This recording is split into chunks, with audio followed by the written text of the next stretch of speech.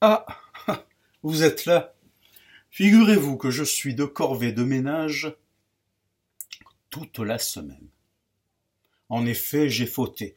Non pas que je ne fasse jamais le ménage. En effet, mon épouse et moi, nous partageons les tâches. Elle en fait 90% et moi, bien sûr, les 10% restantes. Non, c'est pas ça. L'autre fois, je finis mon café Nespresso dans ma cuisine Ixina. Mon épouse m'embrasse, elle me dit « Je vais aller faire popo ». Heureusement qu'elle ne m'a pas dit « Je vais aller faire… » Enfin, ça aurait cassé l'image érotique et sensuelle que j'ai de ces délicieuses fesses. Enfin bref, donc je sors de chez moi pour aller à la radio, je ferme ma porte, arrêt fenêtre, j'enclenche mon alarme, vérissure, et là, je me retourne. Ô stupeur, que vois-je? Ma Renault Zoé garée sous l'arbre dans notre jardin avec dessus une nuée d'oiseaux qui l'avaient salie. Comment se fait-il que Renault n'ait pas inventé un véhicule qui se nettoie tout seul? Comment, à la rigueur, Renault ne m'ait pas offert immédiatement une Renault Zoé neuve? Donc là, je prends mon iPhone, j'appelle mon épouse, je lui explique qu'elle aurait dû garer notre Renault Zoé dans notre garage qui se ferme avec une porte automatique Somfy. Et là, elle me dit, écoute, je vais sous la douche, elle me raccroche au nez. Comment se fait-il que Bouygues Télécom ait laissé faire une chose pareille?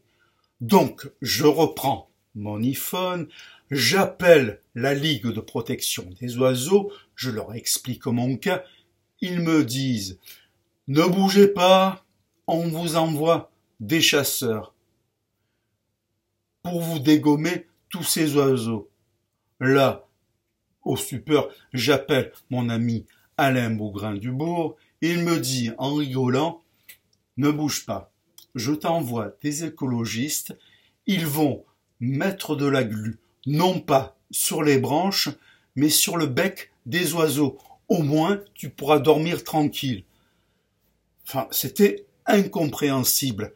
Donc là, je prends le tramway pour aller à la radio, j'arrive, je m'assois dans le studio, j'explique à mes camarades ce qui m'est arrivé, et là, ils commencent à rire. Et là, finalement, un se dévoue pour me dire « Écoute, Julien, ça fait 2 minutes que tu es à la radio. » Là, bien sûr, je ne m'affole pas. Je me dis simplement « Comment se fait-il qu'Interflora n'ait pas envoyé un bouquet de fleurs à mon épouse ?» Donc là, on en rigole et puis l'émission commence. Et bien évidemment, qui arrive, qui appelle en premier? Mon épouse. Elle explique devant 1,5 million d'auditeurs que le matin, je passe 30 minutes au cabinet de toilette avec un livre SAS des éditions Plomb et que je ne le lis pas et qu'en fait, je ne fais qu'admirer la couverture avec dessus la jeune femme. Qu'en plus, pas très habillée d'ailleurs, qu'en plus, je ne tire jamais la chasse pour faire des économies d'eau, que je n'utilise jamais de papier toilette Lotus, que je vais directement sous la douche me laver les fesses, enfin bref. En plus, elle en rajoute, elle dit que je prends son peignoir, que je le pose sur mes cuisses pour ne pas avoir froid, et qu'en plus, je mets un bonnet sur la tête. Non mais, est-ce que vous me voyez assis sur mon cabinet de toilette avec un bonnet sur la tête? Enfin bref. Bon, je vous laisse, je vais passer l'aspirateur.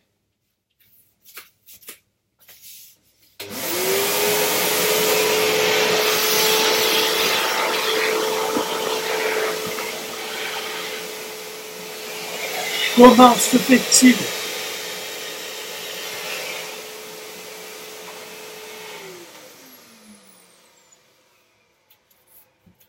comment se fait-il que Dyson ne m'ait pas offert un robot aspirateur ?